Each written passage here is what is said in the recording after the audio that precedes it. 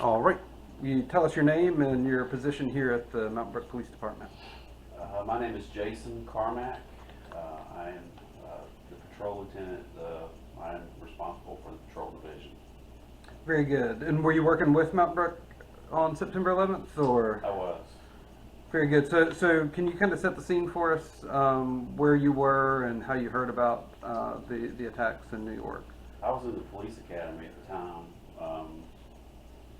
September 11th was the day before I graduated the police academy. Oh, wow. So I remember getting up early, going to class, and the people that were in there, everybody was just silent. I noticed the TV happened to be on, which wasn't the norm. The instructors were in there. Nobody was saying anything, and then I realized what was going on the TV, and so I sat down.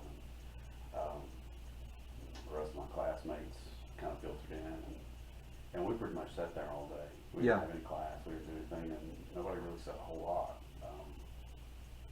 I do remember a few classmates said that they would most likely be deployed. They were in the reserves. Mm-hmm. And I think that was true. I think after that, a lot of them get deployed. Yeah. But that was just kind of the day, you know, just stayed glued to the TV the whole day, didn't really do anything else. Right. Yeah.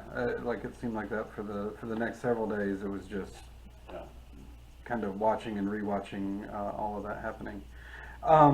So did September 11th affect the way you thought about being on the police force and anything in your personal life or professionally? Yeah, I think so. You know, when bad things happen, you'll see a lot of people running away. And you did that day too. A lot of people running from the town. Mm-hmm.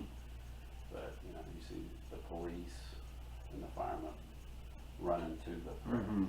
And I just remember as awful as the day was, and as awful as the loss of life was, it made me even prouder to be in the profession that I'd chosen. Mm-hmm. To be connected with those people who ran towards the threat knowing they may not make it home. Right. So that it made me proud, even prouder of the profession that I had chosen to be a part of, and proud of that brotherhood. And anytime you see events where bad things are happening, and you see police running towards the gunfire to stop the threat, Right. It just really, you know, it makes you proud. And, Yeah. And that did. It made me proud of first responders for acting in a way that was so brave. Yeah. And selfless. Yeah. It is. It was really, really powerful. But I think one of the things that's changed, I think it changed the way we train. You know, I never would have thought before that day we would, you know, we train for traffic stops, you know, we train for how to respond to robberies, you know, how to do different things, how to respond to domestic violence calls, but I never thought I'd be training for how to respond to terrorist attacks. Right. Of course, back then I didn't think I'd really be training a whole lot for how to respond to active shooter situations either. Sure. So, and you know, since that day, we paid more attention to places that are part of our infrastructure, because now they're potential targets. Sure. And that was something I really had not thought about before September 11th.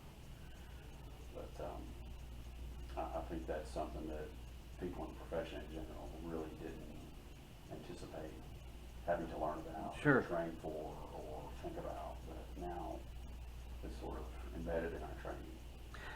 Did you experience, like, after that, people kind of joining the police force that had been sort of inspired by September 11th, or?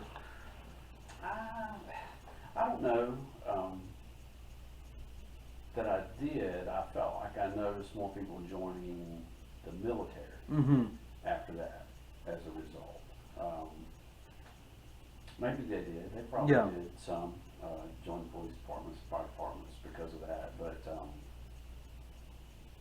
I think definitely I thought I noticed people joining the military. Yeah, sure. And I would assume probably that y'all had some folks coming after their tours of duty with the military, Yeah, and but then that's common anyway. Yeah. It's common for people that are leaving the military to sort of be drawn to that line of work. yeah.